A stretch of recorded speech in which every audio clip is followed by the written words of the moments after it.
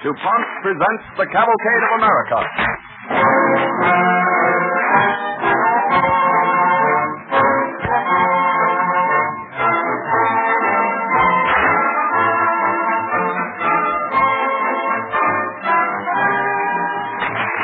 This evening's broadcast from the Cavalcade of America presented by has to do with the American farmer, and our closing announcement contains a number of little-known facts about the relationship between chemistry and farming.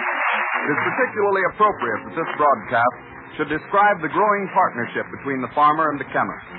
For this week, an organization named the Farm Commercial Council is meeting at Dearborn, Michigan, to review that same subject. At this conference, businessmen work with leaders in science and agriculture to develop ways and means whereby industry may use an even greater share of the farmer's crop than it does now. And after hearing the information in our closing announcement, you will agree that the farmer plays an important part in helping DuPont create better things for better living through chemistry.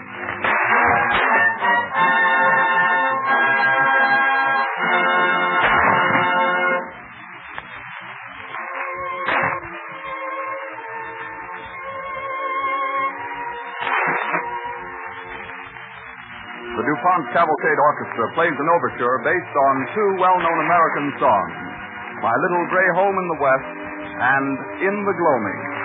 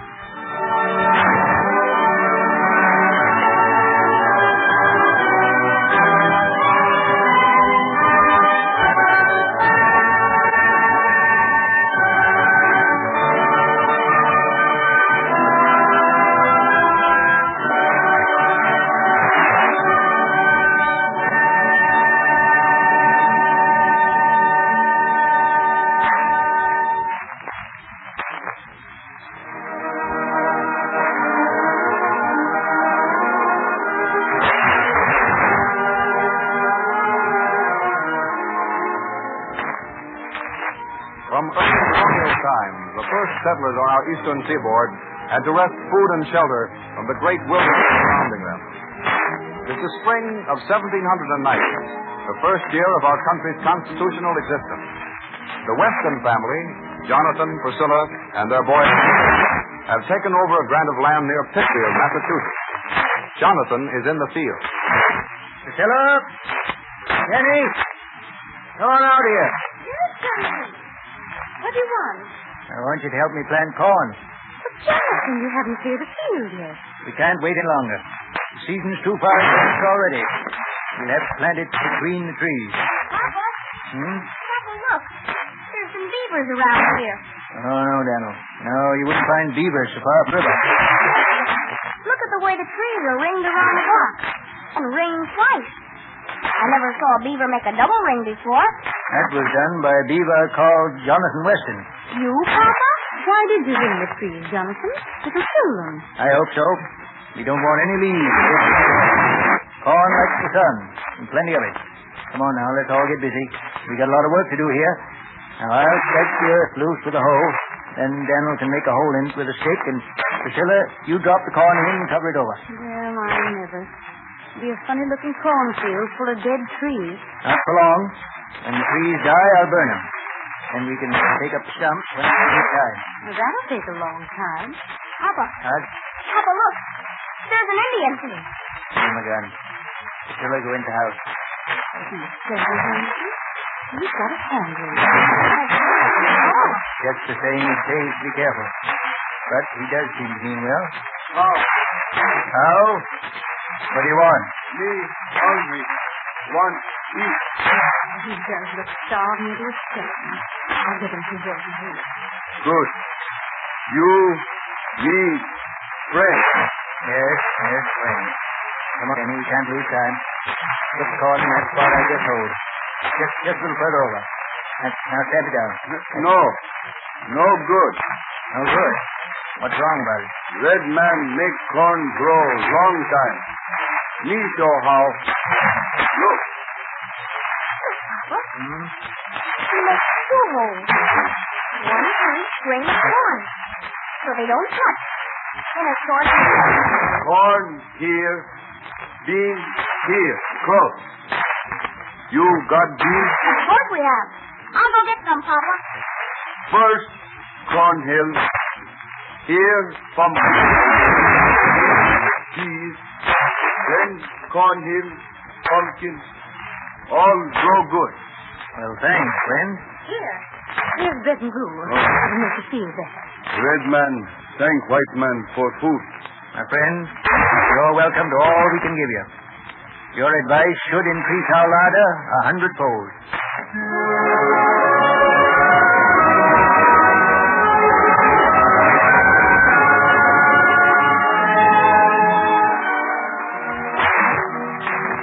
Slowly and by hard work, the Weston family cleared their land. As Jonathan's son, Daniel, grew older, he helped his father in the field, while Priscilla busied herself making supplies for her large family. It is 1809. Madison is president. Young Daniel Weston is a man of 22, still planting corn and clearing land.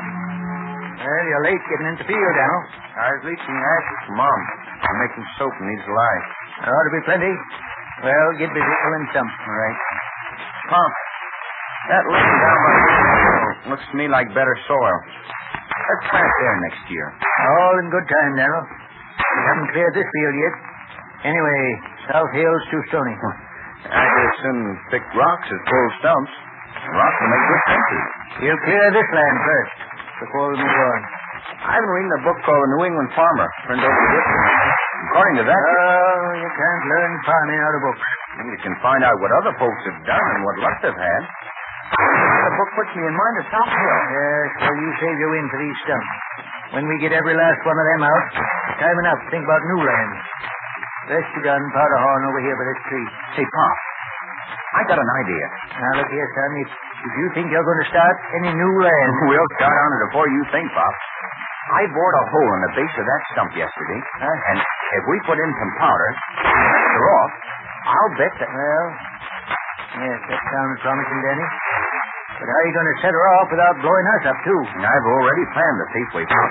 I wet some of the powder and mixed it in a little clay to slow it down, soaked a piece of string in it, and dried it to make a fuse.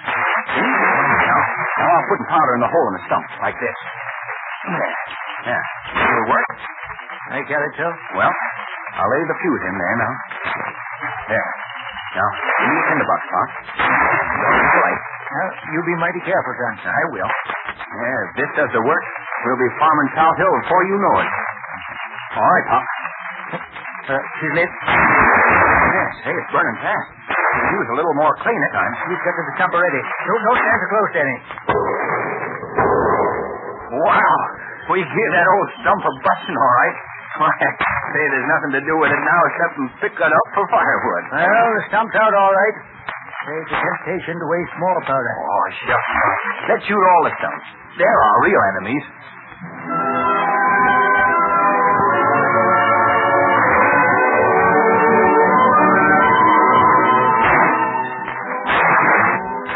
The use of powder to clear land of stubborn tree stumps and rocks was a great boon to the farmer and his workers. Then, in 1811, farm history entered a new era with the founding of the Berkshire Society by O'Connor Watson. The object of the Berkshire Society was to advance agricultural science and to promote agricultural fairs where farmers could exchange ideas. Soon, another great event carried farming westward in a bound. The impetus comes in 1825. Jonathan is gone, and Daniel, his son, is now master of the Western farm, head of his own family. It is the close of a beautiful day in the golden time of Indian summer. In Daniel's great barn, the farmers, young and old, have gathered from miles around for the Western's annual husking bee. Oh, Daniel. Well, Lucy? General, I think the girls ought to stop husking now and help me set out the supper. Where's Ruth? Over there. Husking with that young feller from Virginia. He's all the way from the Shenandoah Valley. I don't know as I like her taking up with a boy from the Southwest like that. They're so restless. Well, he seems a good sort of fellow to me. Why, look at there. He's got the red ear. Well, Ruth knows that it's just her. She's any daughter of mine. But she did, though. That's just what she did to me when you were her age and twice as pretty as she is. Yeah, Mrs. Weston, Mom. Give me a kiss. Oh, go along with you, Daniel. I've got work to do. And you get the cider now. Oh, no. What's the matter? Well, here comes Ruthie on the run. Oh, I knew that fellow from Shenandoah was too forward. Papa, what do you think? Huh? I mean, Mr. Livingston. Well, he just got the red ear and he kissed me. Yes. We saw it. But you didn't hear what he said. He asked me to marry him. Marry him? Well, I never. And what did you say? I said no, of course, but I'm into it just the same, if you don't mind. Well, if your mind's set on it, there's no use to our mind. You're a Western, Ruth, and I'll give you my best land over by the South Hill. Oh, well, that's sweet of you, Papa, but, well, Hank wants to go west. All the way to the Shenandoah? Much further. Way out into the old Northwest Territory. As far as Ohio? Maybe further. You ought to hear Hank tell about it. I'd just like to once. Well, you can. Here he comes. Miss Weston, ma'am, Young man, what's this nonsense Ruth tells me about your wanting to take her west? Well, I do, ma'am. I asked her to marry me. We don't like the notion of seeing our daughter go out into the West. If you two are set on wedding, why, you can have my South Hill land and settle here. Well, that's mighty kind of you, Mr. Weston. I just got to go west. See, there's a fella grew up with me down in Shenandoah, and I promised him before I left that I'd go with him out to Ohio just as soon as he and his father finished some work they're doing together. They're working on some crazy machinery to do farm work by engine instead of by hand. Huh? What nonsense. Yeah, that's what I tell Cy. But he won't listen.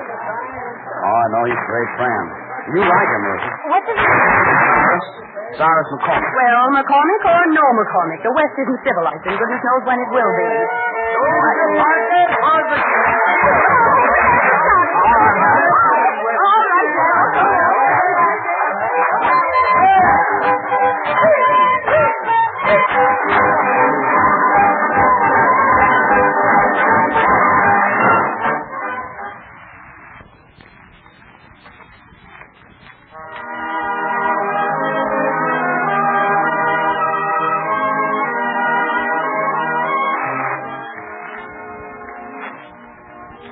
Hank were married and went back to his home in the Shenandoah Valley.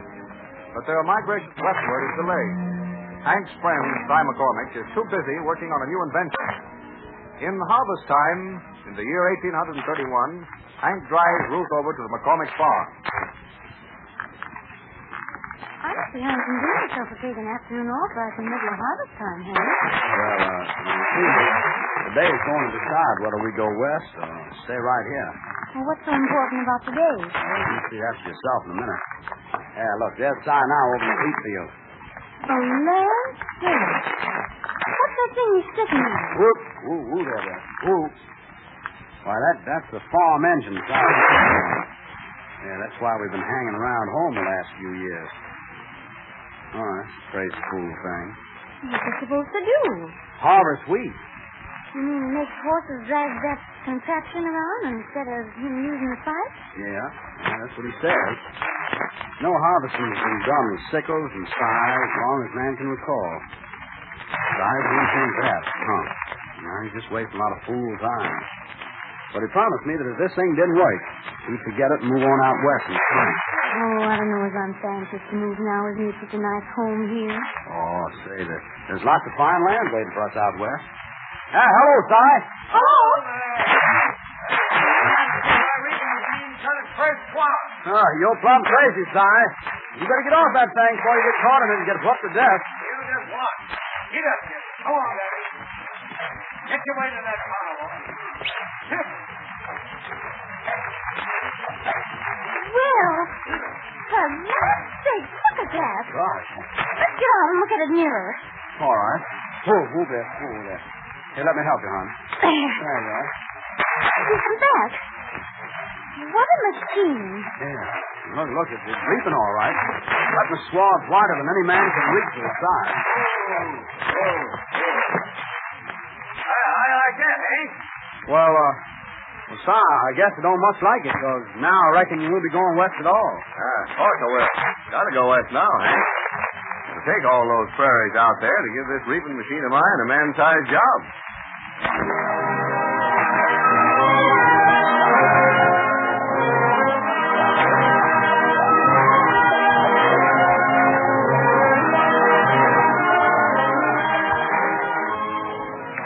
So Hank and Ruth went west into the great farmlands of Indiana and Illinois.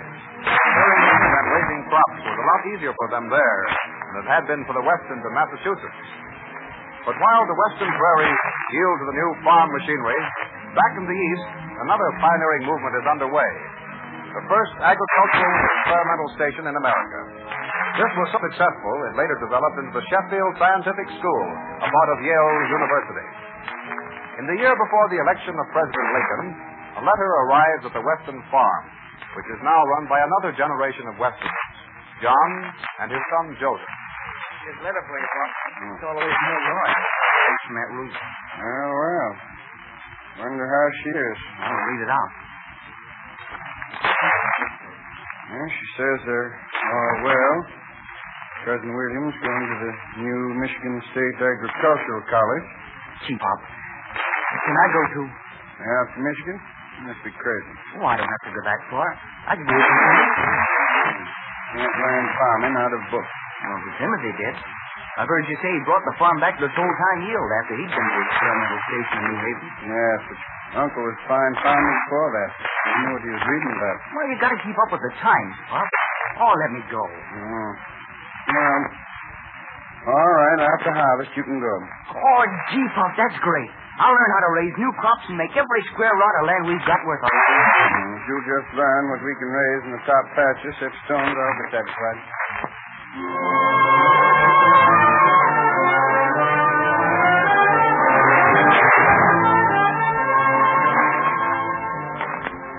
The Cavalcade of America, presented by DuPont, moves on. In 1862, President Lincoln signed the Homestead Act, opening the Western government lands to pioneers. And immediately there was a mighty surge westward. Descendants of Jonathan Weston moved out across the fertile plains to the new land grants. But meanwhile, time has dealt harshly with the old Western farm near Pittsfield. It has fallen into neglect. Its tired acres lie rock-strewn and untilled. All its young men have thronged westward to new and more fertile fields. Only one old lady remains behind, waiting. Yes? I'm Lemuel, Grandma. Come to get you. You got Father. Well, so you're Lemuel. Mm-hmm. Land sakes, I don't know just for a Western anyway. The Western men are all alike. Good men, too. A good farmer. Are you ready to leave now? Yes, I'm as ready as I'll ever be, Kelly. These your boxes? Carry them up to the wagon place. Thanks. They ain't very heavy. Haven't got much left, you know. Dad and Mother will be mighty glad to see you out in Illinois. They often talk about you. Do they?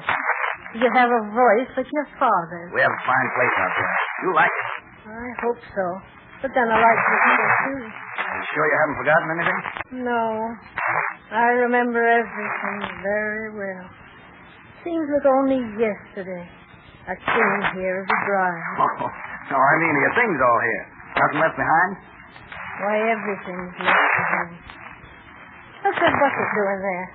Young man, you'll be kind enough to fill that bucket and leach the ashes from it. Leach the ashes? What's that? Huh? Oh, of course you wouldn't know. We throw water over the winter's ashes, make lye, and then we use it for making soap. We made our own soap here for over a century. I'll throw the water on if you want me to. No, there's no sense to it now. I forgot. Old habits are hard to break. You know, I should think you'd be glad enough to break with this old place. Looks mighty run down. Because you young men ran off and left it. Left the home. And the soil that made you one of the finest families in this old country. I'm glad to be the last owner of it. Old and broken down too. I'm old myself. And I love every little one of them. I'm sorry, Grandma Weston. Nothing to be sorry about. Well, come on, young man. Open the door. Drive me away before I change my mind.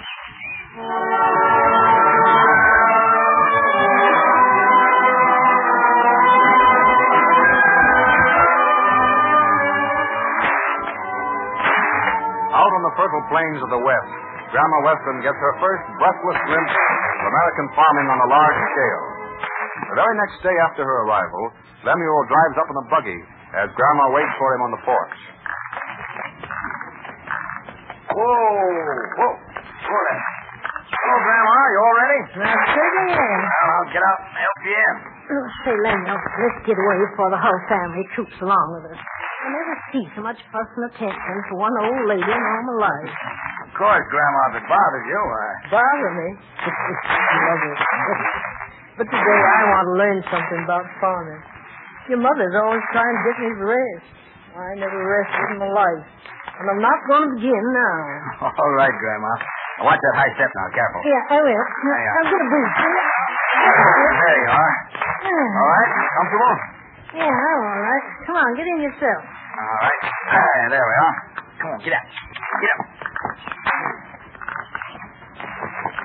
Where's your nearest neighbor, Lemuel? Ooh, just on the other side of that wheat field. I can't see any house out there. Oh, I guess not. That wheat field is over 10 miles wide. 10 miles wide? Well, land sakes, must take an army of men to plow and reap it. Oh, we have about 30 horses. We drive them in teams of 8 or 10 or more, and of course we use gang plows and the new reapers. Oh, you'll see them off yourself. My goodness. Now, get up there. I didn't see your father at breakfast this morning. No, he went over to the Grange to settle some business with the railroads. The Grange? Yeah, the farmer's society that, well, sort of looks after their problems. My goodness, sounds like your father was in business. Nowadays, a farm owner's got to be a businessman, as well as a laborer, an artisan, and a manager. Times have changed, Grandma. Not underneath they haven't, Lemuel. There's two things a Western's got to be. First, last, and always. What's that, Grandma? A good neighbor. And a good farmer.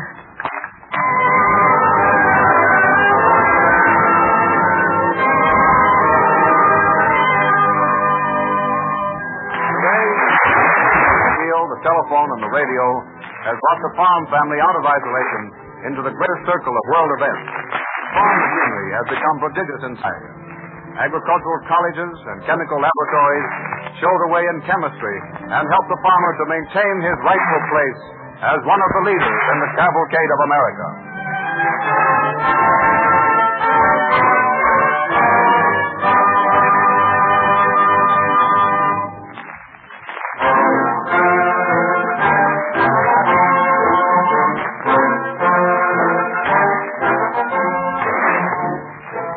We used to think of a farm only as a place for raising things to eat. But chemistry has made the modern farm much more than that. Today, dozens of things grown on the farm take adventurous journeys through factories and end up as products so different that you'd never recognize them.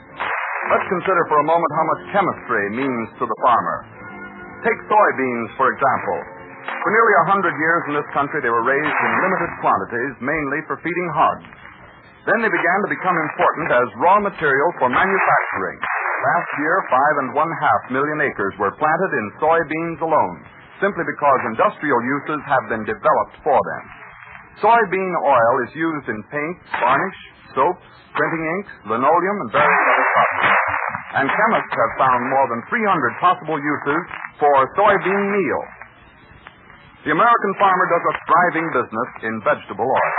The DuPont company alone uses annually 23 million pounds of such oils from soybeans, flaxseed, and tongue nuts. There's another story in corn. Chemists have developed more than 100 commercial uses for corn, ranging from glycerin, used in making dynamite, to carbon dioxide for dry ice. Every year, DuPont buys 36 million bushels of corn, representing the yield of 1,400,000 acres. Millions of pounds of cotton are converted annually by DuPont into articles that even remotely resemble a piece of cloth. Transparent plastics for safety glass, for instance. Colorful finishes, photographic film, and others. I could go on and on naming many other examples, such as the veritable ocean of molasses from sugar cane, used to make industrial alcohol, and the turpentine used for synthetic camphor and for paint. They all go to show how chemistry and engineering have opened up a future of unlimited possibilities for the American farmer. In addition to being good customers of the farmer, DuPont chemists contribute many aids to the business of farming, such as explosives for clearing land and draining swamps, seed disinfectants, insecticides, fungicides, fertilizer ingredients, paint, and other essential materials of daily use. Thus, chemistry helps the farmer to grow his crops and takes part of the crops to give him greater income. In this interesting partnership between farming and chemistry, you see a striking illustration of the DuPont phrase, better things for better living through chemistry.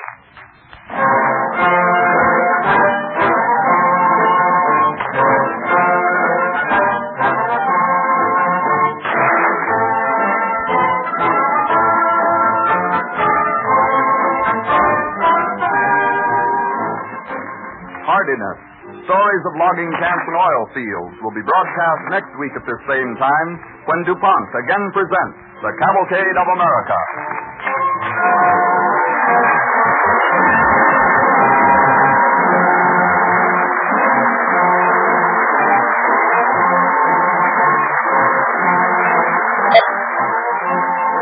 This is the Columbia Broadcasting System.